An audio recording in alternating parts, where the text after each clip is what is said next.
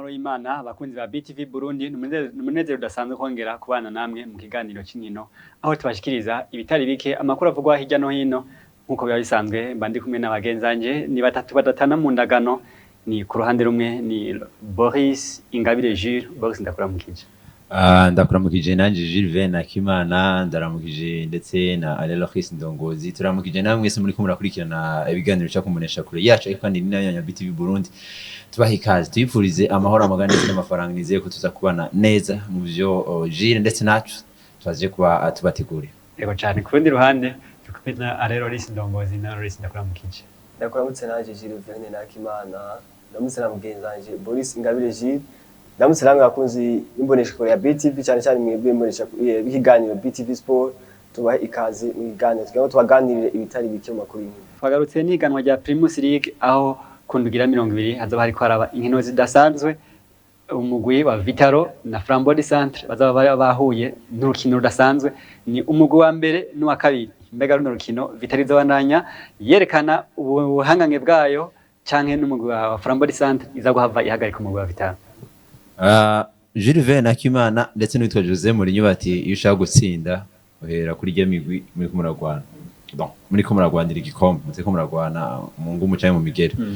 Uno munsi Vitaro ngo tuyipime nyene neza yuko ishaka gutwara igikombe cya Primus League iraza kubitsinda uno Flambeau du Centre. Ariko kandi bitavuze yuko nubwo iza kuba itsinda na Flambeau du Centre iza kubivuye mu kugwanira igikombe. Ariko haracariho amahirwe menshi ku mugwa Vitaro nubwo za kuba itsinda runo rukino. Ariko byumvikana neza ni urukino rw'igipimo hagati y'umugwa Vitaro ndetse n'umugwa Flambeau du Centre tugiye kuba tubona ati mbega Vitaro yoba ari umwe mu bakandida bakomeye cyane bo kuza gutwara kino gikombe ca Primus League. Yego Loris nawe niko ubibona uravye ko Vitaro isumba amanota agera kuri 4 umugwi wa Flambeau du Centre. Mbega Vitaro uno munsi yoza kuba itsinda runo rukino ikigira amanota menshi sumbije umugwi wa Flambeau. Mbega Flambeau urabona ko iza guhava ireka Flambeau ireka umugwi wa Vitaro yitsinde vyoroshe.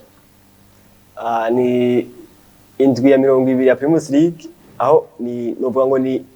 ni shock ikomeye ko atanga bivuga ni shock osome ni imigwi ibiri nyene ya umugwi wa mbere n'uwa kabiri ziriko zigwanya kino gikombe ca Primus League. Novuga ngo Vitaro isumba Flambeau du Centre amanota ane novuga ngo Vitaro hamwe yotsinda Flambeau du Centre izoba yongereje cyane ubudasa hagati y'iyo migwi ibiri izoba igiye imbere amanota ane. Ariko hamwe Flambeau du Centre nayo yoza igatsinda Vitaro yoba igabanije ryo cariba inota riberesigaye rigabanye ritandukanye iyo migwi ibiri. No kuvuga ngo n'urukino rutoroshe ku mpande zose n'urukino rutoroshe ku mugwi wa Vitaro n'urukino rutoroshe ku mugwi wa Flambeau du Centre kandi igituma rutoroshe ku mugwi wa Vitaro cyane par rapport n'umugwi wa Flambeau du Centre ni Vitaro hamwe yogenda igatsindwa na n'uyu mugwi wa Flambeau du Centre ni imigwi ya Message Ngozi na Rukinzo nayo nyene yoba iri kwiregereza cyane kuko nk'umugwi wa Rukinzo utsinze Message Ngozi itsinze urukino rwayo izo zizabugira amanota 41. No kuvuga ngo ubu Vitaro bazoba ko barayegereza si cyane ariko bazoba ko baraza bazoba ko baragabanya ubudasa. Ariko ni Vitaro hamwe yotsinda runo rukino iyo biriko iratera imbere n'intambwe zitari nke isiga imigwi bariko baragwana kino gikombe. Nuvuga ngo ndurukino utazogoroshe cyane cyane kuri Vitaro kandi utazogoroshe kuko n'umugwi wa Flambeau du Centre bazosanga ku kibuga cyabo stade Ingoma. N'umugwi wa Flambeau du Centre uzofise abakunzi batari baki n'umwe mu migwi mu gihugu cy'u Burundi usanzwe ushikiwe cyane. Uravye ingene uva mu ntara ya Gitega uva hamwe n'umugwi wa Musongati abakunzi b'umupira mu ntara ya Gitega barabagabura bamwe yashikira Musongati abandi Flambeau du Centre. Ariko ni Flambeau du Centre ubona ko abakunzi babe ni benshi cyane ugereranyije n'indi migwi yo muri Primus League n'indi migwi afise benshi ariko ni Flambeau du Centre ishigikiwe gose ku rugero nini. Twizera ko kuri urukino bwogo ntibizoba vyoroshe kuko ni urukino novuga ngo mu Burundi bwose niko rukino ruba rurindiriwe. Nyakujya ibura turindira Real Madrid na Barcelona turindira ndenani ubu ni Vitaro na Flambeau du Centre. No kuvuga ngo rero n'urukino novuga ngo uko ruzogenda kose ruzofavoriza umugumwe ubundi mugwi nawo ruwonone uzoba watsinda n'uzoba naho zonganya umugwi utsingarije nibaza ko umugwi wa Vitaro uzoba kiri kurabandanya ku burindi wabo kuko uzoga umusumbye Flambeau du Centre amanota 4 usumbye na Message Ngozi amanota atari make. Nuvuga ngo rero je nibaza ko n'urukino kubganje tuvuze ngo dutanga amahirwe ninde ubona yotsinda ninde yogiriki ndibaza ko ubwanje ko ni Flambeau du Centre ifise amahirwe ko izo biri kukinira iwabo kandi ni equipe iramenyeye imigwi ikomeye iratsinda imigwi ikomeye ni equipe iri en forme ubu ni equipe iri en forme afite en forme ariko ndabona nibaza ko Flambeau du Centre idasinze izonganya cyo twandaniriza rero ku mukindi mukinyi w'umurundi Yusufu Ndayishimiye batazira nyange mu gihugu Faransa nawe yariko arandika amateka atera ishuti nziza cyane bagenzi we ndetse n'umumenyereza wiwe baratangara bavuga ati bino bintu navyo twari tumwiteze ko mbega Boris ndakwajije uravye uno musore ukuntu ariko aritwara abona ko ariko abananya yerekana ishusho ryiza ry'igihugu cyacu cy'u Burundi kumburengo tashaka kuzabona n'abandi bakinyi b'u Burundi baronkeye akabaro ko kubera bamwita Ndayishimiye Yusuf Nyange Philippe Coutinho ko igitsinda yaje kwatsinda barako nivyo bitsindo nyine neza vya Coutinho kiri muri Liverpool pana muri FC Barcelona akiri muri Liverpool utubana neza ko nivyo bitsindo je naho natsinda kera ngikini barako nuwitwa Ndayishimiye Yusuf Nyange aba ngo ni kudarapa ariko aradarapa igihugu cy'u Burundi ko igitsinda yaje kwatsinda nasine kubesha jewe ubwanje nta nubwo ubwanje sinakwiyumvira yuko kiye gitsino cyaje kufa cinje nuko nyene tutarakoresha ibiharongo turabe amametero ibirometero byari bihari ariko iconze nuko ari amametero menshi cyane nabwo yuko rero witwa Ndayishimiye Yusuf Nyange aje kubatsinda igitsino cyo cyambere novuga muri no saison ubwo ariko arakina n'umugwa wa Montpellier aza kubatsinda igitsino ciza cyane ngira ngo umwe bw'ijuma aza kudufasha badushemwo ico gitsindo ubona yuko ni kimwe mu bitsindo byari bimeze neza cyane witwa Ndayishimiye Yusuf Nyange aje kwatsinda cyabaye n'igitsindo cyo kigira kabiri novuga aje kwatsinda muri Nice ko ubona yuko yaje kwatsinda novuga ngiye ngo murabona igitsindo yaje kwatsinda yuko yaje kwatsinda igitsindo kimeze neza cyane ni igitsindo kimeze neza cyane igitsindo yatsindiye n'inyuma ya Mukorombone n'umukinyi ariko arabandanya nk'uko mwenanje Boris yarabivuze aterete higo cy'u Burundi Loris uravye uno musore ni mu gikombe cy'u Faransa aciye banashika mu gice cya kane gishiri cyanyuma aho afise n'urukino rutoroshe mbega urabona ko uno mukinyi uravye ibintu ariko arabandanyagira ni igihugu cy'u Burundi ndetse ni n'umugwi wa Montpellier bariko n'umugwi wa Montpellier bariko baratsinda mbega urabona ko ino migwi irashobora kubona ije mu Burundi nko kujya ibindi migwi ironka abascout babo mu bihugu bitandukanye tagiye kuza ubona abascout bo mu bihugu cy'u Faransa baza baraza kuraba mu Burundi igano rya Primus League kubera uno musore ni Yusuf Nyange twovuga ngo ibi bintu mu Burundi twabiruka kera aho abantu bashaka kuja imbere ya televiziyo yabo haba kuri Canal Plus canke ayandi ma televiziyo akomakomeye bariko bara umusore w'u Burundi byaheruka kera ngo twaheruka umusore w'u Burundi akina mu mahiganwa akomeye kera cyane twabiheruka sinibuka neza umwaka ndibuka ntibazonkiza Saido niyo 10 akina mu mugwa kan mu gihugu cy'u Faransa muri Ligue 1 ndibuka ko ico gihe kan ikina abantu benshi baraja kuraba bakavuga ati tugiye kuraba ntibazonkiza Saido muri Ligue 1 bakarama cya Ligue 1 ico gihe kuva yakinye y'umwaka umwe gusa ico gihe yakinye y'umwaka umwe acaravayo aja muri Turki nuvuga amaze kuja muri Turki byace bihe nta wundi mutari wo mu Burundi twasuye kuraba kuri televiziyo twara turaba kera yari mu myaka atari kera cyane yari bera hino akiri mu Bwongereza nawe ico gihe ntiyari bwemeye kuzakina equipe nationale twaravuga ati mu Burundi tugiye kuraba mu Burundi mugabo ntiyari bwaze gukina equipe nationale y'u Burundi nuvuga ngo ibi hanundi tugiye kuraba tumaze imisi turaba ariko tugiye kuba tumuraba cyane mu gwa Bayern Munich Nestor ariko nawe nyene ntaremeza yuko ariko nawe nyene bazakaza kuko ibimenyetso yerekana n'ibyinshi yerekana ko umenga arakunda Burundi azabata kubukinira biragoye go ukira muri Bayern Munich uzakinyira hamwe mu rugamba sinba byo kuko urya aracyari umwana ashaka kuronderwa na Australia yakimwe gusa ashaka kina equipe nationale ya Australia ubagiye muri Taifa Stars ashaka kuza mu Mavubi yego cyangwa no mu Budagi huko ni naco gihugu cyambere kuna kunatiraliza abantu abanyafrika benshi bakabagira abantu byari ndetse nawe utabura umunyafrika bo baraguhubwe n'igihugu gaho umashaka kubona agapeti kitwa nimero 42 mu mugongo Jamal Musiala ya n'umwongereza no magiye abakiri bato cyane yakina ubwongereza ariko ubonya n'umudagi Roro wasane wese n'umusenegal papa we n'umusenegal mugaba bamugize umudagi umva ujya ari umurundi so bo propose ngo umudagi yange ni bitanga bigoye ahubwo ni nayo bibasa ni nayo yoza kubibasaba uvuga ngo rero ibi bya Yusuf Nyange ni ibintu byiza kwa duheruka kubona Yusuf umukinyi w'umustari tubona nkuko n'umurundi hari kera rero tumaze imyaka ibiri uno mwaka wa kabiri muri Ligue 1 tumenya Yusuf Nyange kandi ni wa mukinyi muri muri OGC Nice ntaruhurirwa na gatoya ni wa mukinyi akina match zose ugiye kuraba match ya Nice uvuga ati Yusufu Nyange ndamusanga muhaye yumva ni ikintu ciza ariko araduza ibendera ndibuka igisindo ca mbere yatsinze muri Ligue 1 bakina n'umugwi wa FC Nantes twabonye muri tribune z'umugwi wa FC Nantes bari kukibuga ca FC Nantes amadarapo y'abarundi bagiye kuraba match y'imwe avuga ati hari abantu benshi usanga batazi Burundi ariko abonye darapo akavuga ati ni Nyange ni Umurundi Burundi biki abantu benshi bakaza kuraba Burundi bwari bwo ahantu hava mukinyi nka Nyange umva ni ibintu nk'ibi ni ibintu byiza cyane yego ni ibintu byiza cyane ari navyo kandi Burundi bwari bukwiye gufatirako kumbure akaba umwe mu bafasha mu kumenyekanisha igihugu cyacu Burundi kuko urabona ko abantu mukinyi ariko arakurikirana n'abantu batari bake abantu mukinyi yoshobora guteza imbere cyane kwerekana ishusho yacu y'igihugu nziza y'u Burundi neza cyane nibaze ko abasanzwe abarongoye igihugu canke abarongoye ibintu bitandukanye mu nkino bafasha kugira ngo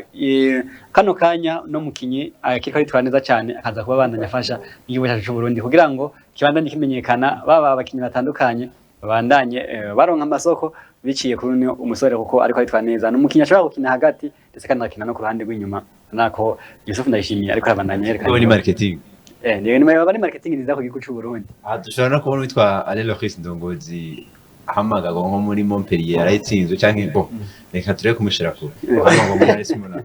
Esmona ubora ko ni imigo mu Faransa niyo migwi ya mbere ire kwita abanyafrika nubwo itaratangwa gushika neza hano mu Burundi itanguye kuraba nka wewe cyagi kurande rw'inyuma hajya nakina kuri muzinga ibaze ko nakina ntazina nimero 4 ubu ugiye tuvuga ati ikintu ca mbere ufite imyaka ingana 12 uwo nkubwiye ushika kuri 12 kana fisa n'ubwanwa bize ni ubwanwa abunga ati ni gikuriro je nakuze neza iwacu bakuze neza bacha gutanguza muri academy ukina n'abana imyaka 10 wacha bona arabizi cyane cyavuga ati ni yabeje usanga uri kwa dugu konyene ubwo reti nze kwandika ikete cyangwa ni bazonyirondera nawe uruka za video zagafata kera ukiri uri kure ugacurika video cyangwa ugapoza ugashaka ukabasha kuri site yabo ugati rabizi performance arico tubafasha mu rwaye très bonne idée jumviro cyiza cyane neza yuko witwa Ndayishimiye Yusufu Nyange ona yuko yaje kwa bivuga ndetse no muri interview ya mbere yaje kwavuga ati nkamwe noza ko sabakinyi benshi b'abarundi bahabwa amahirwe yo kuza gukina i Burayi nkamwe rero ubwo noza kuba nitwara neza hano mu gihugu novuga cy'u Faransa mu Nice nzoba ndiko ndana tanga nakajyo keza nzoba ndiko ndana n'amahirwe n'urundi gwaruka n'abandi barundi canke abandi bakinyi bari bose muri Afrika kuza kwitwara neza kuza kuba baronderwa n'indi migwi novuga yo mu Faransa canke ku mugwana wa Buraya sinzi ariko ubona yuko cyo bari kintu ciza cyane no mutwoza kwa tubona witwa Jiven Akimana kinira mu Paris Saint-Germain bidashow itazopfa nashobotse no kiyo ndashaka basi no kuja kubasi mwasimbura navyo nabishoboka bagarutse no ku mugabane wa Afrika nta kindi atari igikombe ca Afrika kiro kirabandanya igihugu ca Nigeria gitsindi igihugu ca Afrika y'Epfo umunyegori wa Afrika y'Epfo niwe yaritwaye neza ku rukino ruheruka ariko ntijaje kuba bimukundira kuko penalty zose byamunaniye ko azisama ariko kandi ku rukino ruheruka yarasamye penalty zose zigera kuri 4 ariko no munsi byanse kuri Nigeria na Cote d'Ivoire nayo ikatsi igihugu ca Congo gitsindo kimwe ku busa Mbega Loris igihugu cyawe cyamaze bagiba mu ca Congo munezero udasanzwe ariko abantu bo mu karere bavuye mu munezero udasanzwe twebwe ntitiko tuvuga bose umunezero udasanzwe yuko ababanyi bacu abakomumani mu bare ni samee sana jaze huko okay ni umunezero kwavuye kuko warundembeje rero ubwo yo mukinyi navuze yaravuye umutop score yavuye ibihugu byanje byose yanatanze byose byaravuye none na Cote d'Ivoire nanembeje yavuye ahantu ariho ndabwire Loris ubu maze gutaha ntaco yavuye habi ariko yavuye habi ihakuwe nani okay ariko ni bitsindo afite ibitsindo bingahe ni nago ariko nivuga ni gorukiro rwa mbere cyo kuba ivyo twe ntitubiraba none yaci gukina kwera iki ahubwo yepfuma ndeka kumutora niwe naje gutora ashaza kuba we akuramo Kongo ya kandi rega wowe wishize akagozi mitsi no ngo uwo watoye yaje no kwa gukuramo kandi Yefuma reka kwinjiza twabandanya akavuko n'ubundi nta meri bitari ko aratwara sigitsindo kimwe. Basi reka tume aronka nico kimwe. Erega ko yobona na kimwe. Je ko mfise kimwe kwitwa Mohamed Kudus. Nawe basi reka aronke nico kimwe. Chonzi chocho. Mohamed Kudus yafise izindo bibiri. Top scorer nani? Top scorer ni jewe. Mohamed Salah. Javunitse hakiri kare bisa nuko atakane yakinye. Kuvunika rero twene tuyaruwe. Hari kuri twaguhaye. Oya uwo naremeye ko narananiwe ngo nanjye numva ndigere yanje abona ko igikombe ashaka kwitwara. Ubu rero abantu basigaye. Jewe n'uzojirivena kabisa. Rorisano hagati ya tuna jewe uza kuba uhamahigwe. Uza gushigikira. Nta nimwe ikomeye iri mu izo zibiri ariko Côte d'Ivoire. Avuga ati Maurice apana Côte d'Ivoire. Muri BTV gusa. Uje kubwanje baza ko ni Côte d'Ivoire kubera kwa kuntu yagira ava kure nivyo. Ariko bine biharo nabonye umenga ntibikora muri NAFCO. Nta na gato. Ntibikora na gato. Nta yafko nta biharo nabike biriko birakora. Nta giharo na kimwe ntaki. Ni match uza kumenya utsinze ku munota wanyu. Matches. Ni ibintu nta giharo na kimwe kiriko kirakora. Nuko AFCON mwaka 2023 basi ndayitahukanye nako barayitahukanye igihugu ca Côte d'Ivoire kitahukanye uje kubwanje ndashaka kwemeza yuko Côte d'Ivoire ishobora kuza kwitwara neza ku mugwa Nigeria ni Nigeria nivyo uno musi tuvugana ifise bamwe mu bakinyi bameze neza cyane ifise bamwe mu bakinyi bibihangange banakina ku migabane ya Buraya mu gihugu ca Espagne mu gihugu ca c'Ubwongereza hehe mu Faransa Portugal ariko David uno mpeta kina na ndayishimiye Yusuf Nyange Tereme Mofi numwe mu bakinyi bameze neza cyane twaje kwa tubona witwa Victor Boniface avuye mutaravuga ati noneho rino ni ikaze kwitwa Tereme Mofi aje kuba yinjira agomba aze kuba subira witwa Victor Boniface ariko ntari karakira kandi nibaza ko nubwo Victor Boniface ari kuba arimo nibaza ko mu gihe kipe byari kugorana kugira atangure Victor Boniface Victor Boniface ni mukinyi ni wa mu nimero 9 ni wa mu nimero 9 yari gutangura si wa mukinyi woshira ku ruhande oya ega aratinyise ni ariko so wa mukinyi wozokinisha ku ruhande Victor Boniface bavuga ngo kujya nimero 9 naho bafise umuntu adasubiritswe bafise umuntu adashaka kuvaho bavuga ngo uwadashaka kuvaho umbona ari katsinda gute Osimhen n'igitsinda yatsinze ariko byo barabaye ibaze gutsinda igitsinda noneho ngo cuhindukira ikiye gitsindo nyene bagaca gitransforma igitsinda je ni nuko nibaza ko njyambere baye kuva nakaraba football ni vibe maze kuzana ibintu byinshi maze kurekana ibintu byinshi cyane uri gutsinda ugacika bari masha gukina urukino ikosa rikabaga ari minota 10 bari kaja kurira abahize minota 10 ubabona batanze penalty ni ibintu mugabo rero nanje ngira ngo ni kwa yuko amaso yanje ataraba ayo kuriferinga nabona umenga ari gihe ntiryari kosa ubwa mbere n'igikorwa ari gikorwa ubwa mbere wamengo ntiryari kosa mugabo uriya bamaze kuzana iriya image ya VAR naramunye ati ushobora ko nikosa none nje ntangura kwibaza ati ino ni kuva umuntu yarasigaye yumva ati mbega yoba yamutegeye inyuma canke hanze nico cyari gisigaye gusa kuraba ko ibyo byamaze kubona ko canke ari kuva mugabo VAR nayo yari kosa riboneka ariko numubabaro cyane kuwitwa Victor Osimhen Victor Osimhen ntari karatsinda ariko arafasha abandi gutsinda kandi je nibaza ko muri objectif z'ibyo gutsinda ntibirimo kuko n'umukinyi hajya ama penalty niyo adoze ibisino by'abantu ariko arazironka ariko ntiyifuza kuzitera nizibiri amaze kuronka nizibiri amaze ariko ntiyifuza kuzitera ariko hari genshi mpindukira nkibaza Ekong numwe mu bakinyi bafise uburambe cyane muri Super Eagles nibaza yuko peut-être ngira ngo sinzi ibyo umumenyereza aba yababwiye nibaza ko nimero ya mbere aba ari Ekong sinaza ko ari Victor Osimhen ayimati jewe ndaguhaye penalty itera uzi gituma nibaza ko ni Victor Osimhen ayimati itera kuko urabona ko urukino rwa Afrique du Sud Victor Osimhen bagiye kumusoma muri prolongation bagiye abashikira ama penalty ubu baravuga ati si wa mukinyi bakonta ko cyane kuri za penalty nibaza ko ibintu vya penalty si vyiwe uti jire umwigisha gutera penalty ji umwandi majambo uramaze gutera penalty urukino uragwiwe urukino nayo ndakina oho mwari mufise muhangayikitse cyane n'ibyaye ndi mukina mugaca muhari ati no ni penalty ngahari abafise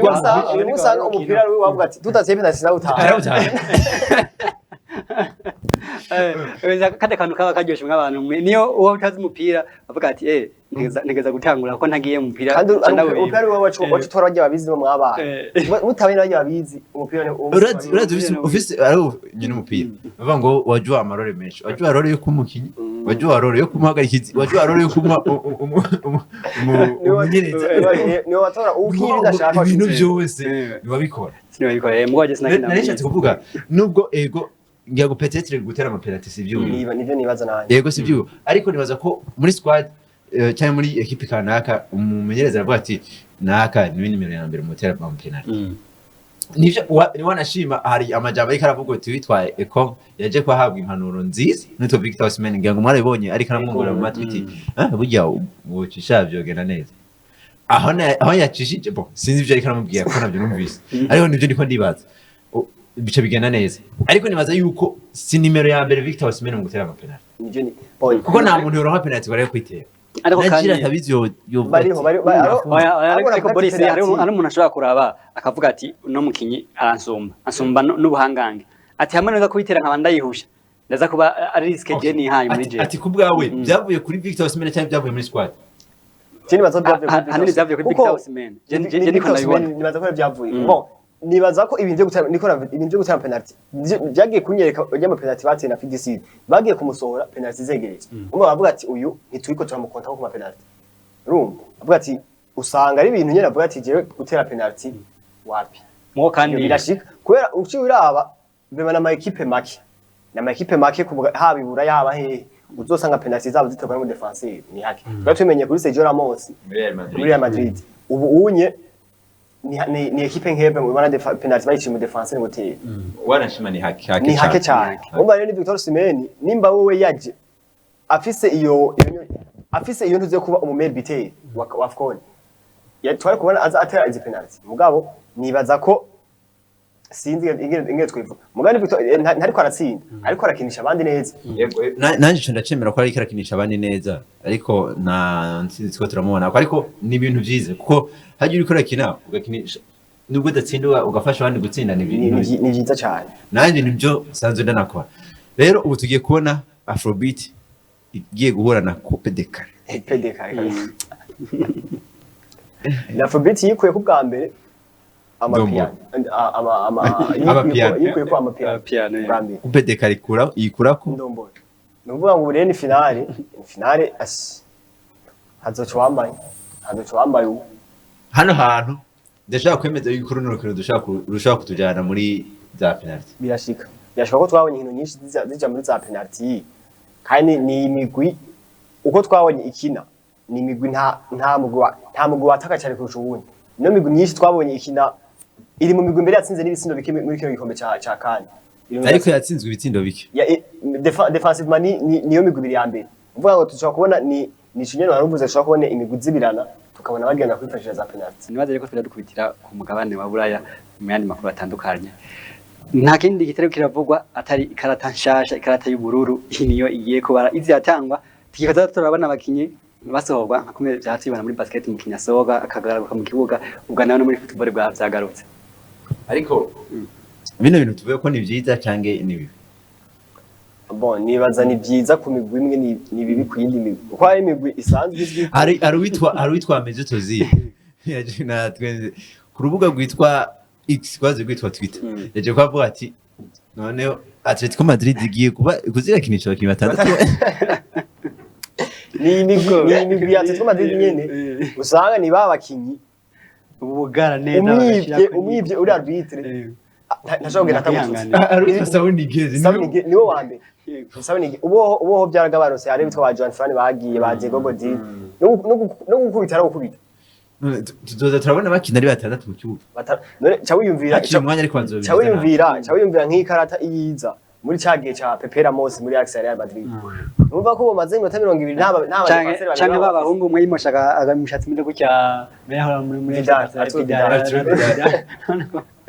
ndetse hano undi yitwa Grand Zaka ubunya aho muri Bayer Leverkusen nasikafise Zabia Alonso afise yamushize hasi niwe mukinyi wa mbere yakunda gukora Grand Zaka muri Arsenal niwe wa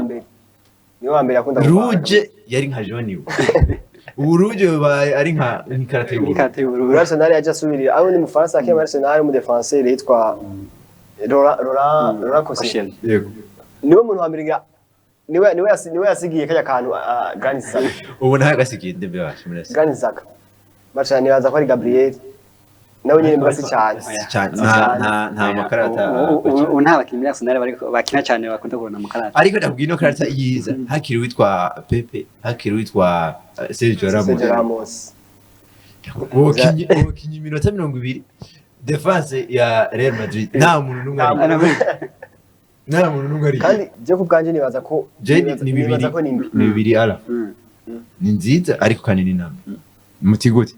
uno musi umukinnyi azokina avuga ati je nkaronka ikarata y'ubururu ndaza kuba so nuvuga ngo yoyo uno musi ugukara ku ikarata haratangura ikarata y'umuhondo yironse wijandajandira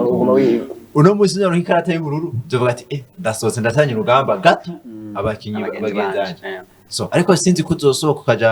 kuri bande touche cyangwa ukaja muri vestiaire nkako yatubona uzoguma kuri bande touche uzoguma kuri bande ko ducugaro hakiri iminota 20 yego hazoba hariho chronometre ugango azararaba umwanya ukuntu uri kugira urugendo noneho hacaza n'ikarata itukura ngo uzofise n'imiburi buri ibintu bitatu byo kuvuga ati reka ndafise kuronka ikarata y'umuhondo mu kibuga ndafise kuronka ikarata y'ubururu nze kuba mbanagiye kuri bande touche ariko rose iyo umuhondo n'iy'ubururu igare ruje ubugiye ariko urose zibiri z'ubururu naho nyene ni direct ni rouge ahubwo bose zibiri z'uburungi no mu gasho bashaka gushimira wabona nje kirenge rouge hanga ngirishusha no mu gasho gatoya ukaza kire gipolisi kiba kiri haya kice kibanza kakubika tukibanza kidego gutora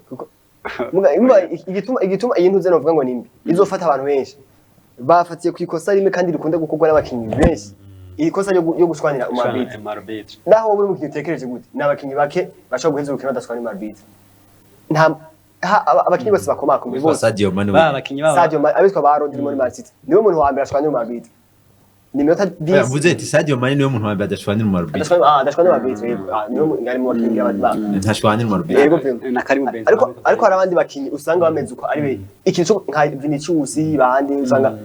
nije nyene mugari hari gusanga umega barafise rezo yo gushwanira umarbitri rezo ntiba yo gushwanira umarbitri iraba nta rezo iba okay iruma gato muri AFCON ino AFCON kiya gitsindo iyo bacemeza cha Victor Osimhen noneho umukinya agacaza agashwanira umarbitri tiburiya twigwa dukoreye ikosa arafise rezo ko umarbitri agiye umega rirengagije agakosa arige umego ukabibona nyene neza ko yakirengagije kandi umukinya ari yaba yakora ibikosa akabibona ko yayikoreye cyo gasanga abakizigenza kenshi niho usanga bagiye iyo ari umukizigenza aragenda agashwanira umarbitri kandi ari yaba badahabwa na karto ko abari nyene kizigenza ariko nje tuvuga hari usanga umukinya afise rezo akagenda agashwanira umarbitri ariko rero Boris igirima nangujiki atari rezo ntugende ugiye gushwana ugenda bukiye bukijije bugufi kuko arbitre niwe abari none ubwo wowe uje ukavuga ati iriga wa arbitre bankoreye ikosa arbitre ukavuga ati petit ireka urukino tubandanye ubwo nawe ishavu urazi yuko bagukoreye ikosa ariko urabonye arbitre arakwirengagije bigenza gute urakara kwa ati je wankoreye ikosa bimeze kuno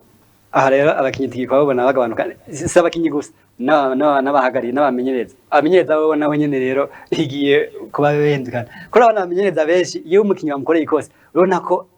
aragize ishavu arabakubita imigera arabagira iki kumbe nabo nyene amakarate umenyereza ngira nawe impanga nta nakimwe none umenyereza umaze iminota 10 yicaye hajya sindi baza naje abantu ngiye kuraba ubu ni bakwita nka Pepe Guardiola ikarata Jose Mourinho nuko nta mugwa afise nkabo mu kwita ikarata y'ubururu agatamubwira ati genda wicare kuri bande touche nubundi azoguma yicare hajya yicare nta kindi kintu gusa rega ikintu atazokora nuko atazorunga umukiti unuje azocaca ku majo kandi bazabicare mu majo bwati haguruka uvuga ibi kuri ariko kandi nibaza ko mumenyereza wewe menyereza bengira bazamufatira ibindi abantu bazavuga ati genda wicare hariya nikombe ntagumane azoshaka akoresha aga telefone sinibuka yego bari baheruje umumenyereza ico gihe yari Zidane sinibuka majo y'ukuntu yitwa twagiye tubona ari kara telefone ati yego Zidane usanga bicaye muri tribune hejuru tubona aho kwinjiramo uro nawe Jose Mourinho azokwegera telefone majo ati ya minota ingani yahera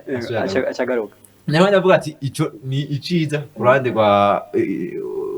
wiyo karata y'ubururu ariko ku rundi ruhande ikibi nuko umenga ni kwica football no tuko turabona impinduka nyinshi cyane muri football cyane ziza nibaza ko binatuma tutabona akanovera ka football ubwa kera baje kubabongera ko abakinyi basubirira byaje kumvuza covid ariko byace biguma nibyigeze bihinduka uno munsi ko turabona izo mpinduka nyinshi cyane zihoza nibaza yuko bishobora kuba biriko biragabanura akanovera ka football Boris nibaze ko amasaha asa n'ariko atujyamiye ariko tuca turangiriza ngaha reka ndagushimiye yego cyane Gilles nanjye ndagushimiye cyane ndashimiye ndetse na Aleloris Ndongozi ndashimiye n'abakunzi ba BTV Burundi bakaba dukurikirana bazaho twakoranye ikiganiro kimeze neza cyane sango niyo muri weekend azaba ari inkino zigiye zitandukanye ku mugabane wa Buraya ariko kandi no ku munsi wa mbere mu kiganiro cya BTV Sports yego cyane nawe Loris ndagushimiye nanjye Gilles Vene Nakimana shimire nawe Boris Ngabire Gilles shimire namwe bakunzi ba BTV Sports mwafashe kano kanya ko madukurikirana isango nko Boris amaze kubabwira ku munsi wa mbere mu kindi kiganiro.